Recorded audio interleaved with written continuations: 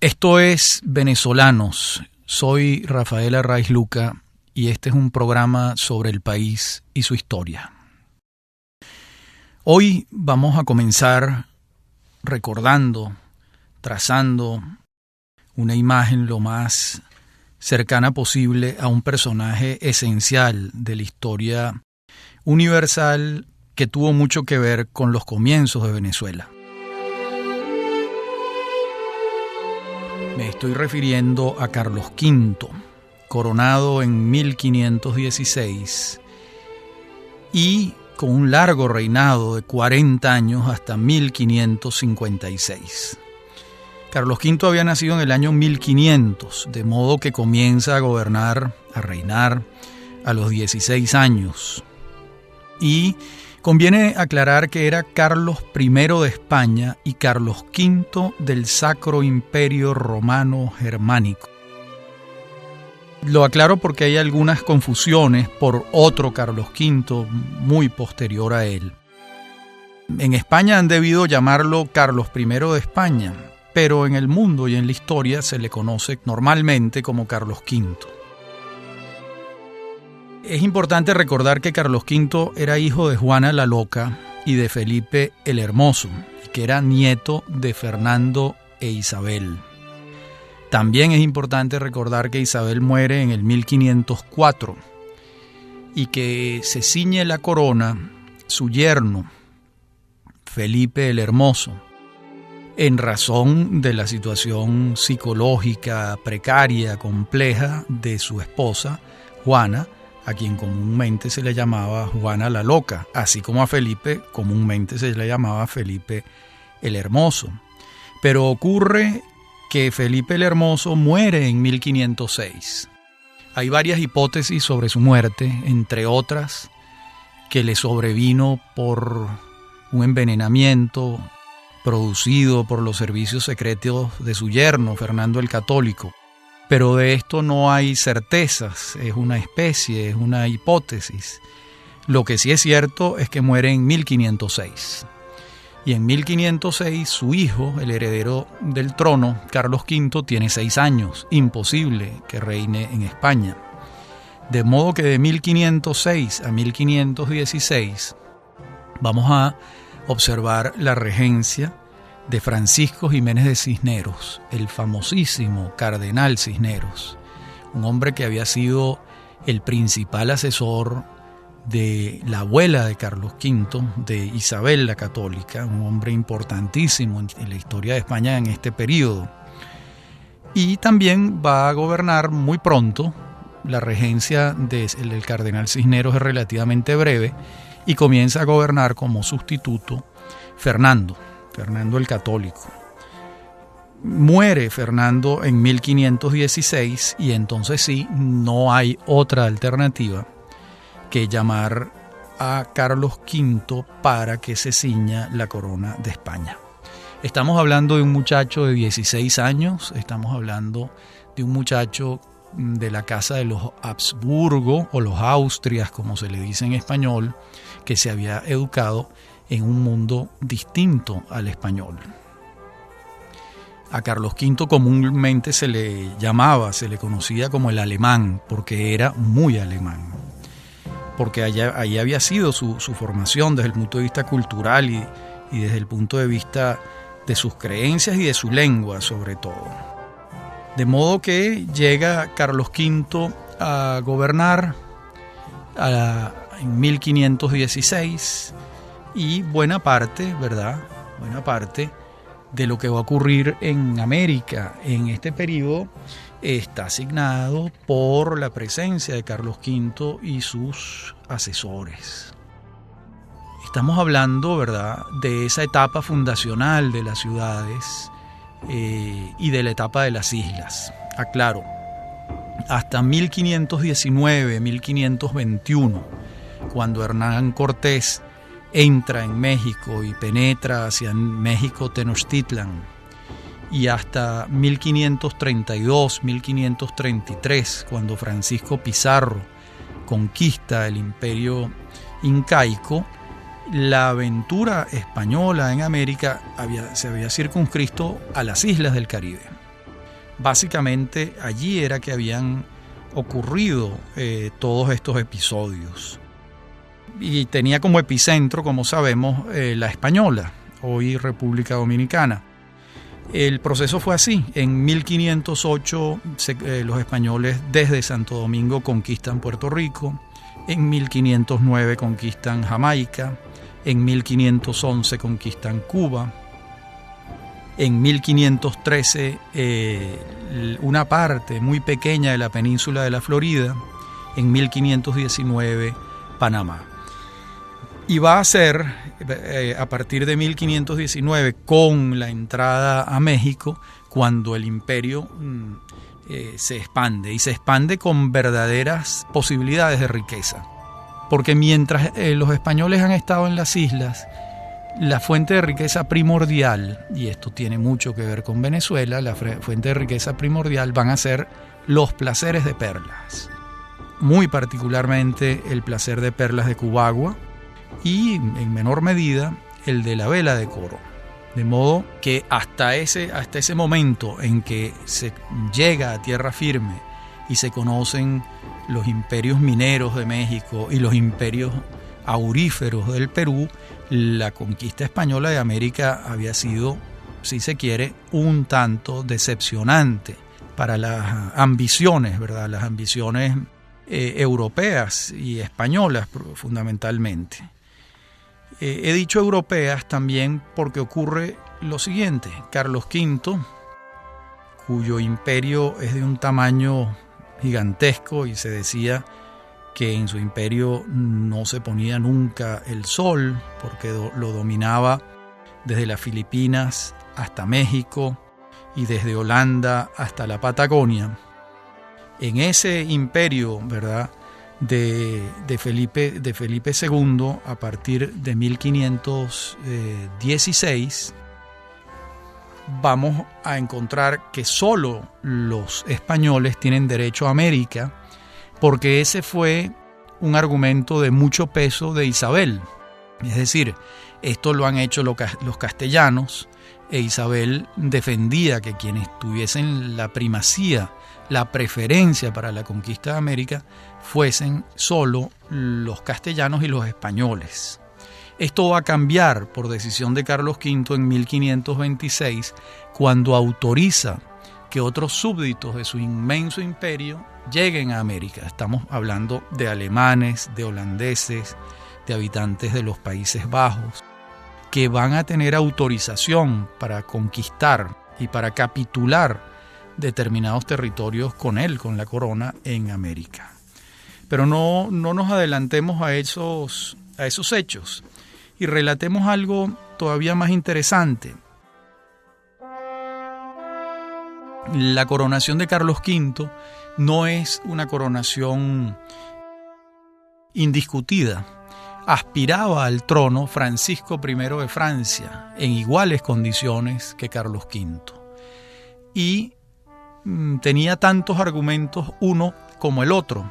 La decisión que se toma es que 7 príncipes en Frankfurt tomen la decisión de la elección del monarca. Esto resulta desde hoy en día algo muy extraño, pero así fue. Cuando había un dilema en la sucesión monárquica, un consejo de príncipes tomaba la decisión, pero los votos de estos príncipes no eran gratuitos. Los votos tenían un costo. Y Carlos V compró, además, así claramente, compró los votos suficientes para que los príncipes electores optaran por él. ¿Quién presta el dinero? Pues la casa Fugger, alemana, la casa Welser, también alemana, y una casa italiana, la casa Vivaldi y la casa Gualterotti. Ellos le prestan el dinero a Carlos V en 1516. Carlos V logra los votos, se ciñe la corona en 1516 y queda una deuda pendiente. Pero es una deuda que no está documentada, digámoslo así. No es una deuda que esté por escrito. Y fíjense que Carlos V tarda un tiempo considerable en saldar esa deuda, porque la capitulación que él va a firmar con la casa Welser, la casa de los alemanes que le ha prestado el dinero para ceñirse la corona, es una capitulación de 1529, de modo que van a haber pasado muchos años en los que esa deuda estuvo flotando. Seguramente Carlos V encontró otras maneras de favorecerlos, pero no había hallado una manera contundente de favorecerlos, como va a resultar la capitulación en la que Carlos V le entrega a la casa Welser alemana el territorio de la futura Venezuela. Pero eso lo vamos a ver más adelante. Por lo pronto estamos en la etapa de las islas, que comienza a ser una etapa de tierra firme, y ahí vamos a hallar la fundación de diversas ciudades importantes. Les comenté antes que en 1519-1521 Hernán Cortés penetra y conquista México Tenochtitlan, Francisco Pizarro el Perú, y el adelantado Gonzalo Jiménez de Quesada domina al pueblo chibcha en 1539 y se inicia la discusión sobre la fundación de Bogotá, que veremos luego. También Sebastián de Belalcázar va a fundar Quito en 1534 y Pedro de Mendoza a Buenos Aires en 1536 y Pedro de Valdivia a Santiago de Chile en 1541. De modo que la fundación de estas ciudades, que después se van a convertir en epicentros fundacionales importantes, es decir, de estas ciudades saldrán expediciones a fundar otras, van a ocurrir durante el reinado de Carlos V que venimos relatando. Vayamos a una pausa y a nuestro regreso conversaremos sobre la primera gobernación que hubo en Venezuela. Ya regresamos.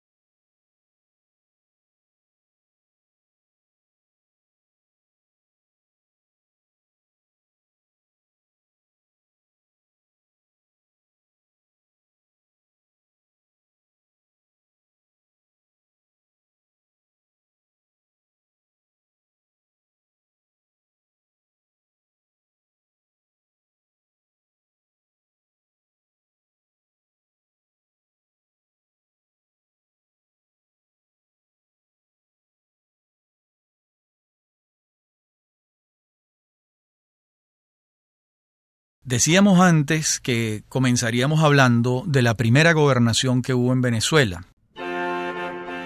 Hay que aclarar que las gobernaciones se otorgaban por medio de capitulaciones. ¿Y qué es una capitulación? Es importante aclararlo. Voy a leerles un fragmento muy breve de un tratadista extraordinario, José María Ots Capdequí, en su libro El Estado Español en las Indias. Allí él aclara qué es una capitulación. Les leo. El título jurídico que sirvió de base a toda expedición de descubrimiento o nueva población fue la capitulación o contrato otorgado entre la corona o sus representantes y el jefe de la expedición proyectada. En estas capitulaciones, que recuerdan por su carácter y contenido las viejas cartas de población de la Edad Media castellana, se fijaban los derechos que se reservaba la corona en los nuevos territorios a descubrir y las mercedes concedidas a los distintos participantes en la empresa descubridora. El estudio de las cláusulas pone de relieve que solo en muy contadas ocasiones los viajes colombinos, las expediciones de Pedrarias Dávila y la de Magallanes, participó el Estado directamente en el costeamiento de los gastos que la expedición originaba. Lo corriente es que todos los gastos fueran de cargo del individuo que organizaba de la expedición, el cual podía ser al propio tiempo caudillo militar de la misma o simplemente su empresario o financiador. Esto es muy importante. ¿Por qué? Porque nos lleva a poder afirmar que la empresa de conquista, colonización y urbanización de América por parte de España no la hizo el Estado español. La hicieron los empresarios españoles. ¿Cómo funcionaba esto? Alguien que tenía muchos recursos lograba fletar, alquilar un barco, contrataba a un capitán, el capitán contrataba a una tripulación, firmaban la capitulación con la corona en la que les entregaban un pedazo de tierra de un punto a otro, y con esa capitulación en la mano comenzaba la aventura. Pero toda esa aventura estaba a cargo de alguien que estaba arriesgando su dinero. ¿Por qué esto es importante? Porque era alguien que estaba arriesgando grandes cantidades de dinero que quería recuperarlas muy rápidamente. No siendo el Estado el que financiaba esas expediciones, salvo las excepciones que anota Otzcap de Key, las de Pedrarias Dávila, Magallanes y Colón, todas estas aventuras fueron empresarios privados con navegantes y con tripulación, lo que los colocaba en una urgencia muy particular por encontrar riquezas muy rápidamente para cobrarse la inversión que habían hecho. De allí que toda la aventura inicial española en América sea buscando piedras preciosas, riquezas minerales, porque eso es muy sencillo. Se consigue el oro, se consiguen las perlas, se llevan las horas, el oro y las perlas a España, se paga el viaje y se obtienen ganancias. De allí que ellos no vinieran, esos viajeros iniciales, a establecerse, a sembrar, a trabajar la agricultura. Les tomaría años recuperar el monto de su inversión. Una de esas capitulaciones va a ser muy interesante y muy importante para nosotros, y es la que firma la corona con Marcelo de Villalobos en 1525. ¿Por qué? Porque la corona de Carlos V le entrega a Marcelo de Villalobos la isla de Margarita en el año 1525. Y cuando la expedición va a zarpar, Villalobos muere. Sin embargo, sus herederos reclaman el contrato, la capitulación firmada por su padre. Carlos V reconoce la capitulación y quien viaja es una mujer, que es la primera gobernadora que tuvo Venezuela. El nombre les va a sonar muy familiar porque es el nombre de un ferry y de una avenida, Aldonza Manrique. Aldonza Manrique se instala en Margarita como hija que era de Marcelo de Villalobos y comienza a gobernar. Y la isla de Margarita la gobernaron Aldonza, sus hijos y sus nietos a lo largo de todo el siglo XVI. Desde 1525-26 hasta el 1600, los descendientes de Marcelo de Villalobos gobiernan Margarita sobre la base de esa capitulación. ¿Por qué decía al comienzo que se trataba de la primera gobernación? Porque lo fue. De modo que la primera gobernación que tuvo Venezuela estuvo en cabeza de una mujer, de Aldonza Manrique, cosa que se sabe poco. Y esa gobernación va a ser la más antigua y se mantiene desde esa fecha de la que les vengo hablando hasta 1811, cuando Venezuela pasa a ser la República de Venezuela. Hasta ese momento, esa gobernación de Margarita se mantiene siendo además la más antigua. Por eso, además, Margarita está tan cargada de historia y tan vinculada con todo este proceso. Y ustedes se preguntarán, bueno, pero ¿por qué Margarita? Porque la riqueza estaba enfrente, en la isla de Cubagua, y Cubagua no tenía agua. El agua estaba en Margarita. Y además, Margarita en ese entonces era de una fertilidad que hoy en día nos asombraría. Tan fértil era que comienzan los españoles a establecer en Margarita un hato de ganado. El primer hato español que hubo en América estuvo en La Española, en Santo Domingo. ¿Cómo fue el proceso? Trajeron vaquillas criollas españolas a Santo Domingo, se empezaron a desarrollar, hicieron lo mismo con Margarita, trajeron un conjunto de vaquillas y se empezaron a desarrollar, a nacer, a procrearse.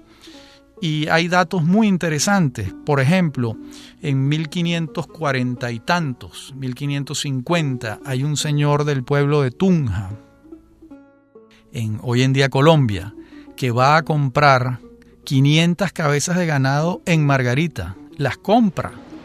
Imagínense ustedes trasladar 500 reses desde Margarita a Tunja. Es toda una odisea que le tomó meses, cerca de un año. Por supuesto, de las 500 reses llegaron 300, 200 murieron por el camino. Pero lo que nos señala esto es que el hato que ya había en Margarita hacia mediados del siglo XVI era un hato importante. Quizás no tanto como el hato de Santo Domingo, de la Española, pero sí de cierta importancia como para que un señor de Tunja, Cristóbal Rodríguez se llamaba, vaya y compre un número tan alto de cabezas de ganado. De modo que Margarita tenía agua, tenía ganado, desde allí se respaldaban las tareas de buceo del Placer de Perlas de la isla de Cubagua, que nunca tuvo agua, todavía hoy en día es así, y Cubagua se abastecía de agua o de Margarita, como les vengo diciendo, o de Cumaná. De modo que esa fue la primera gobernación que tuvo Venezuela, la de la isla de Margarita. Hay otro caso antes de llegar a los alemanes de la Casa Welser, que es un caso sencillamente extraordinario. Estoy hablando de Juan de Ampíes. Es un caso único e insólito. ¿Por qué? Ampíes está establecido en Santo Domingo desde hace muchos años. Estamos hablando que se establece en la Española en 1511 y comienza a tener relación de amistad con los llamados indígenas gigantes, que eran los pobladores de Curazao, Aruba y Bonaire. ¿Por qué se les llamaba los gigantes? Porque al parecer tenían una estatura sobresaliente, una estatura mayor de la que se había advertido en los otros aborígenes del Caribe. No sabemos por qué Ampíes establece una relación de amistad con ellos, muy importante, muy sólida, pero sí sabemos que el año de 1526, estando en la Española Ampíes, le vienen a vender a unos indígenas de los gigantes, esclavizados, y Ampíes los compra, pero los compra para devolverlos a su lugar de origen, que es un caso extrañísimo y excepcional. En 1526, Ampíes compra a los indígenas que le han vendido como esclavos, los devuelve a Curazao, Aruba y Bonaire. Y entonces ocurre otro hecho insólito, que el cacique de aquellas tierras, que se llamaba Manaure, envía una embajada a Santo Domingo para invitar a Juan de Ampíes a poblar esas islas y las costas que tienen enfrente, y la península que tienen enfrente, que es la península de Paraguaná. Esa delegación la recibe Juan de Ampíes, quien ya está entrado en años, y él toma la decisión de responder favorablemente a la invitación, pero no viaja él, viaja su hijo, que se llamaba también Juan de Ampíes. Juan de Ampíes, hijo, se regresa con estos indígenas aborígenes que lo han invitado, y van a fundar Santana de Coro el 26 de julio de 1527, en absoluta paz y en absoluta asociación. Tanto la etnia presidida por la primacía del cacique Manaure como Juan de Ampíes hijo, que llega con un contingente importante de personas a establecerse allí. ¿Qué tiene esto de único? Pues que todo ocurre pacíficamente y que quienes van a estar conviviendo y fundando la ciudad y desarrollando aquello son los indígenas de la mano con los españoles, sin esclavizaciones y en absoluta paz. hasta que ocurre lo siguiente. Llega a Coro el 28 de febrero de 1529 Ambrosio Ehinger, cuya españolización del apellido es Alfinger. Él se llamaba, esos eran 3 hermanos, Enrique, Ambrosio y no recuerdo el otro nombre, apellido Ehinger, pero los españoles, que les resultaba muy difícil pronunciarlo, lo resolvieron llamándolo Alfinger, que era una expresión mucho más familiar para ellos. ¿Por qué llegan ellos el 29 de febrero a las costas de Coro, verdad? Y toman posesión de aquello.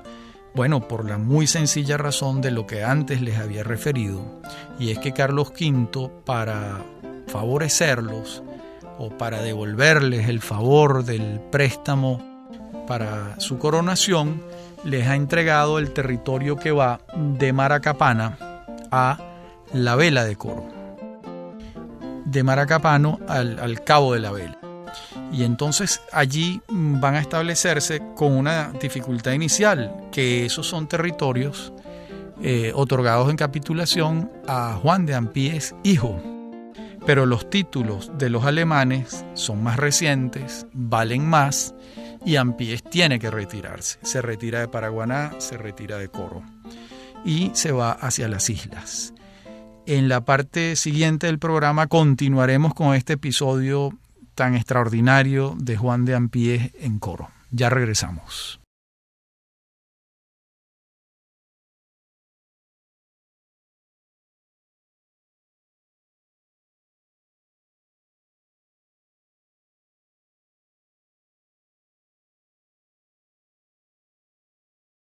Nos habíamos quedado con Juan de Ampíes en Coro y su desconcierto.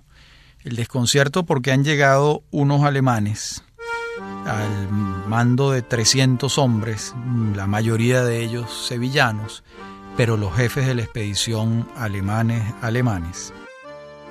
Y han llegado con unos títulos que pesan más que los suyos. Y Juan de Ampíes se retira, ¿verdad?, a las islas que le corresponden, que no están en discusión en la nueva capitulación. Me refiero a Aruba, Curazao y Bonaire. Hasta aquí Juan de Ampíes y su historia, y comienza una nueva etapa, que es el periodo en que la Casa Welser va a dominar el territorio venezolano desde el Cabo de la Vela hasta Maracapana entre 1529 y 1546. Dicho en criollo o dicho de otra manera, son los años en los que Venezuela es alemana, o Venezuela está dominada por unos capitanes, por unos factores de la Casa Welser, que les ha sido entregado el territorio mediante una capitulación firmada por Carlos V. ¿Cómo se enteran ellos de este territorio y por qué ellos solicitan el territorio? Aquí hay varias hipótesis, pero todo indica que Juan de Ampíes habló exageradamente de las riquezas de la costa venezolana en Santo Domingo, y en Santo Domingo vivían factores, funcionarios de la Casa Welser, que escucharon el relato, se quedaron fascinados con las posibilidades y solicitan la capitulación sobre la base de estas historias que ha relatado Juan de Ampíes, que eran unas historias más fantasiosas que verdaderas, porque hasta ese momento Ampíes no había conseguido grandes riquezas mineras en Coro y tampoco en lo que había recorrido de la costa. De modo que sobre la base de esa hipótesis les entregan el territorio a los alemanes y los alemanes llegan. Pero llegan, como les decía antes, urgidos. ¿Urgidos de qué? De conseguir riquezas rápidas, y las riquezas rápidas siempre son las riquezas mineras. Se establecen en Coro.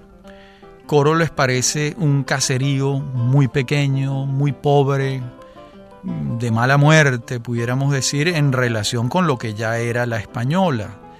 Les parece que aquello es insuficiente y que la riqueza no está allí, y comienza ese periodo en el que ellos comienzan a moverse, comienzan a viajar, buscando otros destinos, pero es a viajar por el territorio venezolano. Alfinger apenas se instala en Coro, deja a algunos funcionarios a cargo de la ciudad en relación con el cabildo que ya estaba establecido allí y sale a navegar. Penetra por el Golfo de Venezuela hacia el lago de Maracaibo y funda una ranchería en septiembre de 1529 y la retoma también en junio de 1530, ¿no?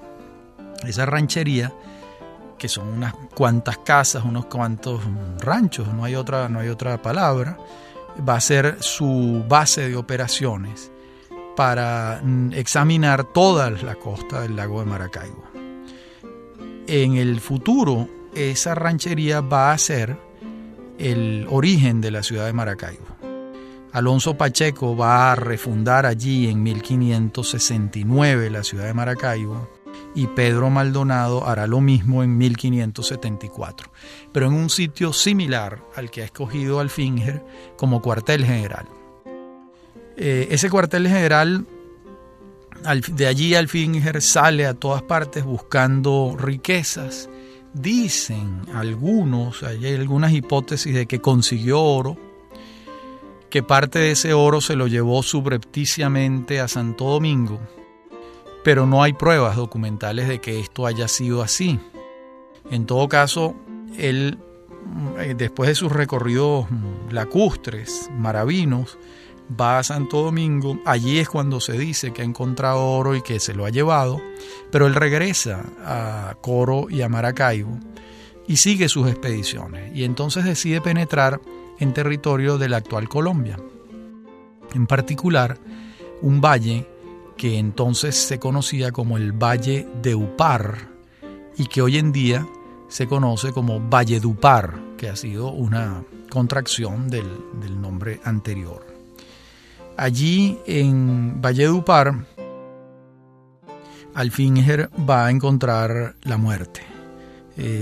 Allí, pues, Alfinger es herido y muere. Después de un ¿cómo se llamaba? Una guasabara o un encontronazo, que es como se diría hoy en día, con los indígenas de la zona que le dan muerte. En el ínterin ha llegado también Nicolás de Federman, que va a ser muy importante en esta historia que estamos relatando, otro alemán. Ya veremos más adelante cuál es el motivo de su importancia. Pero también hay que señalar que la capitulación llegaba hasta Maracapana. Maracapana equivaldría hoy en día a lo que el territorio que está antes de la península de Paria. De modo que la corona podía firmar capitulación con otras personas de la península de Paria hacia el oriente, hacia la derecha, incluyendo la isla de Trinidad, Tobago, la desembocadura del Orinoco. Eso no pertenecía a la capitulación de los Welser. Y de hecho, la corona capitula con un personaje excepcional que se llamaba Diego de Ordaz, a quien le entregan en capitulación la península de Paria. Diego de Ordaz para entonces ya había tenido una vida de aventuras americanas que lo acreditaba como un gran capitán.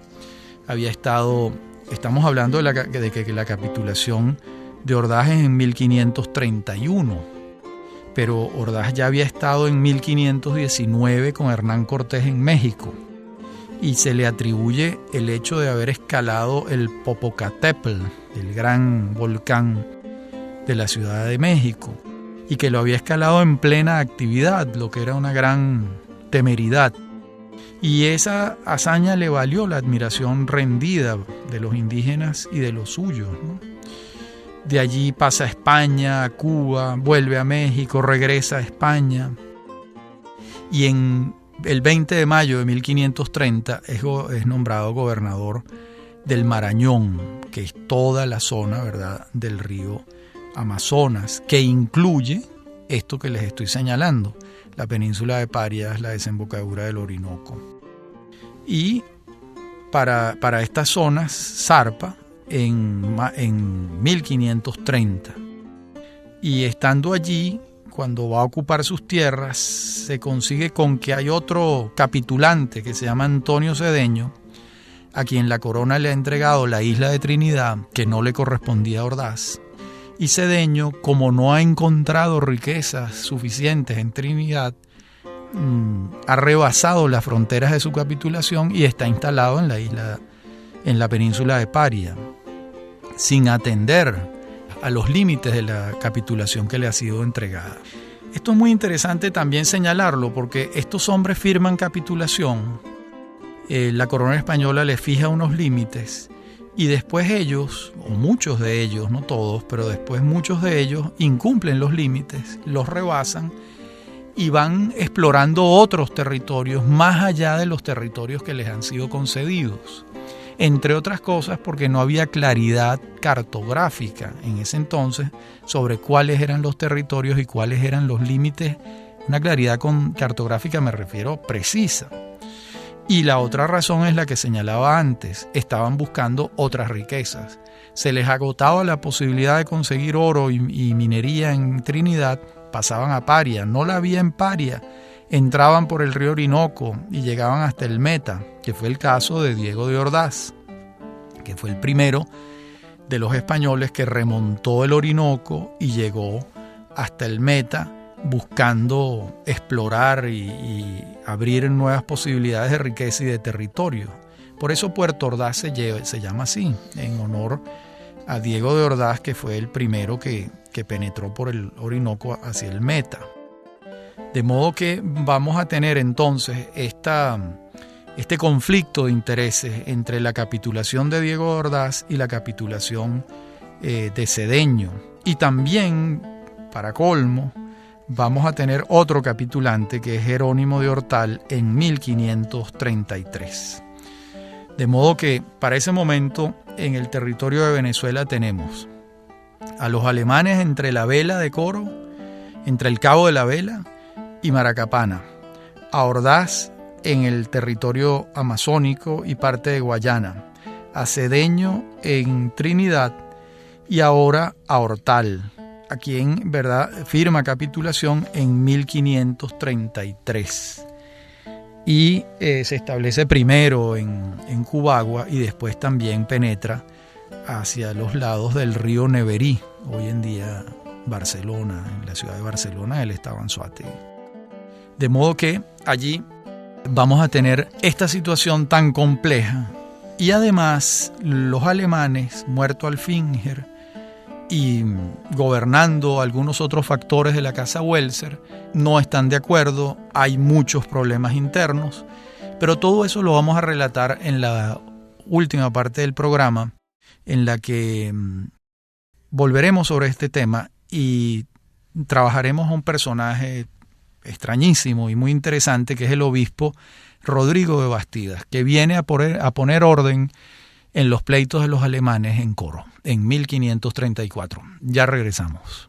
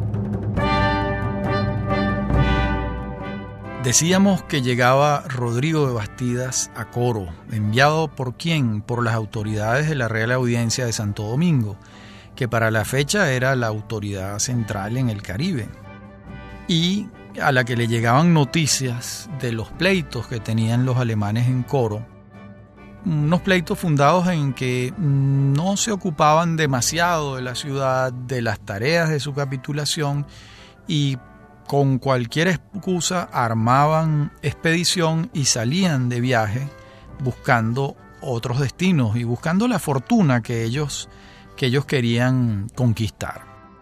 De modo que eso va a estar allí presente, y la Audiencia de Santo Domingo decide enviar a quien era hijo del conquistador y fundador de Santa Marta, que tenía el mismo nombre, Rodrigo de Bastidas. Este es un caso además singular porque el hijo del que estamos hablando, que era obispo, ya era americano, ya había nacido en Santo Domingo. Fue el primer obispo que llegó a Venezuela. Fue designado por una bula papal en 1531 y es la primera autoridad eclesiástica católica que se establece en Venezuela cuando apenas contaba 30 años. Y estaba en Coro ya ejerciendo su apostolado en 1534, pero la fecha exacta de su llegada no la hemos podido conseguir. Lo que sí sabemos es que estaba investido de dos autoridades. En una mano tenía el crucifijo y en la otra tenía los códigos, las leyes de Indias. Era autoridad civil y autoridad eclesiástica, y tenía la tarea de meter en cintura a estos alemanes tomados por la fiebre del dorado, que estaban permanentemente viajando siguiendo el canto de sirenas de la riqueza y no se ocupaban propiamente de sus tareas urbanas en Coro. La otra dificultad que van a tener los alemanes es esta. Los españoles están acostumbrados a funcionar con el sistema de huestes. Explicamos qué era una hueste. Una hueste era que se formaba una expedición. En esa expedición se creaba una suerte de compañía anónima en la que lo que la expedición consiguiera, si fuesen minas o si fuesen territorios, iba a repartirse de acuerdo con la participación de cada persona en la hueste. Digamos, se conquista la ciudad X, el capitán tendrá un porcentaje más alto de territorio. El último soldado tendrá un porcentaje muy pequeño de territorio. Pero la hueste, lo que tenía de importancia y lo que era costumbre dentro de los españoles, es que a ellos les gustaba correr el albur, correr la suerte de lo que la hueste consiguiese. Si la hueste, que eran ellos, la patrulla, por decirlo de otra manera, la expedición, conseguía un territorio de grandes riquezas mineras, se iba a repartir en proporción a la participación que cada uno de ellos tenía. Los alemanes no les gustaba este sistema. Y no tenían un sistema de huestes, sino que tenían asalariados. Es decir, asalariados españoles, porque es bueno recordar que los alemanes que llegan son los jefes de la expedición. Llegan muy pocos otros alemanes.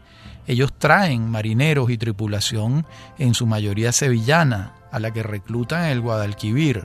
De manera que no vayamos a pensar que aquí hubo un contingente enorme de alemanes y que de allí es que todos los ojos azules de la ciudad de Coro son descendientes de ellos. No es ese el caso, pero sí habían un conjunto de capitanes y de jefes que sí eran alemanes, los otros en su mayoría eran sevillanos. A estos sevillanos no les gustaba el sistema de los alemanes, ellos querían participar de la hueste. Y muchos de ellos se rebelaron. ¿Y esas quejas a dónde llegaban? ¿A dónde podía quejarse un habitante español de un maltrato de una autoridad o de una inconformidad? En el cabildo. El cabildo estaba formado, era la unidad política fundamental de las ciudades, integrada por los principales de la ciudad, por los terratenientes, por los que tenían el control económico y político, y allí van llegando quejas y quejas y quejas, de cómo el sistema que implementan los alemanes no es el indicado. Esas quejas llegan a la Real Audiencia de Santo Domingo y la Real Audiencia decide enviar al obispo a meter en cintura a toda esta situación con los alemanes. El obispo de alguna manera lo logra, establece algún tipo de orden y regresa a Santo Domingo, porque su tarea no era permanecer de manera, vamos a tener de regreso en Santo Domingo en enero de 1535. Seiler, que era uno de los factores de la compañía guipuzcoana sobre el que recaían ya unos reclamos que pasaban lo elemental y entraban dentro del terreno de lo delictivo. Se lleva preso a Seiler y finalmente llega un nuevo gobernador alemán, Jorge de Hohermuth, a quien se le conoce como Jorge de Espira.